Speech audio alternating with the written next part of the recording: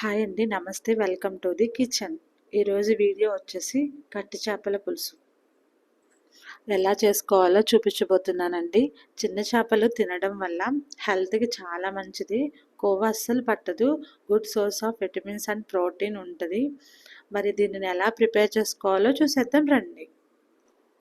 ముందుగా కట్టి చేపల్ని శుభ్రంగా వాష్ చేసిన తర్వాత దాన్ని కట్ చేసుకుని దానికి ఉప్పు కారం బాగా పట్టించి పక్కకు పెట్టుకోండి.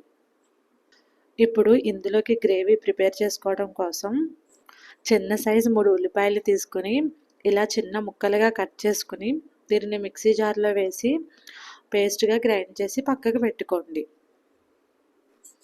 ఇలా పక్కకు పెట్టుకున్న తర్వాత ఇప్పుడు మసాలా ప్రిపేర్ చేయడం కోసం 1 టీ స్పూన్ గసగసాలు, 4 యాలకులు, 4 లవంగాలు, 2 దాల్చిన చెక్క వేసుకుని అలాగే 1 టీ స్పూన్ జీలకర్ర, 2 టేబుల్ స్పూన్స్ ధనియాలు వేసుకుని గ్రైండ్ చేసుకుని ఈ పౌడర్ని పక్కన పెట్టుకోండి.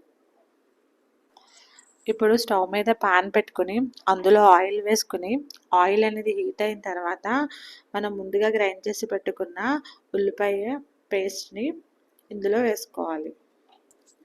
ఇలా ఉల్లిపాయ పేస్ట్ ఆయిల్లో మగ్గిన తర్వాత ఇందులో 1 టేబుల్ స్పూన్ అల్లం వెల్లుల్లి పేస్ట్ వేసుకుని అది పచ్చివాసన పోయేంత వరకు ఆయిల్లో వేగనివ్వాలి.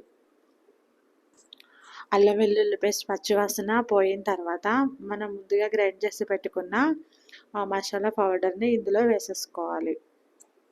అలా వేసుకుని ఒకసారి అంతా బాగా కలుపుకొని 1 టీ స్పూన్ పసుపు, 2 టేబుల్ స్పూన్స్ కారం వేసుకుని ఒకసారి అంతా బాగా కలుపుకొని ఇప్పుడు ఇందులోకి మనం ముందుగా కలిపి ఉంచుకున్న చేప ముక్కలన్నీ వేసేసుకుని ఒకసారి వీటిని కిందకి పైకి కలుపుకొని మూత పెట్టుకొని ఒక 2 నిమిషాలు మగ్గనివ్వాలి. ఇలా మగ్గిన తర్వాత ఇప్పుడు ఇందులోకి మనం చింతపండు పులుసు అనేది వేసుకోవాలి. ఇప్పుడు ఇందులో మనం చింతపండు పులుసు వేసుకుని ఒకసారి అంతా కలుపుకొని మూత పెట్టుకుని మీడియం ఫ్లేమ్లో ఉడకనివ్వాలి. ఇలా ఉడుకుతున్నప్పుడు ఇందులోకి మనం 2 కరివేపాకు రెమ్మలు వేసుకుంటే చేపల కూరకి స్మెల్ అనేది చాలా బాగుంటుందండి.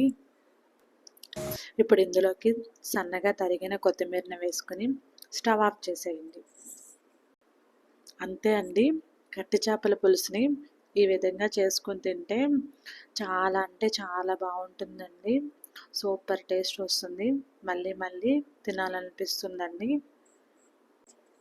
మీరు కూడా ఒకసారి ట్రై చేసి చూడండి.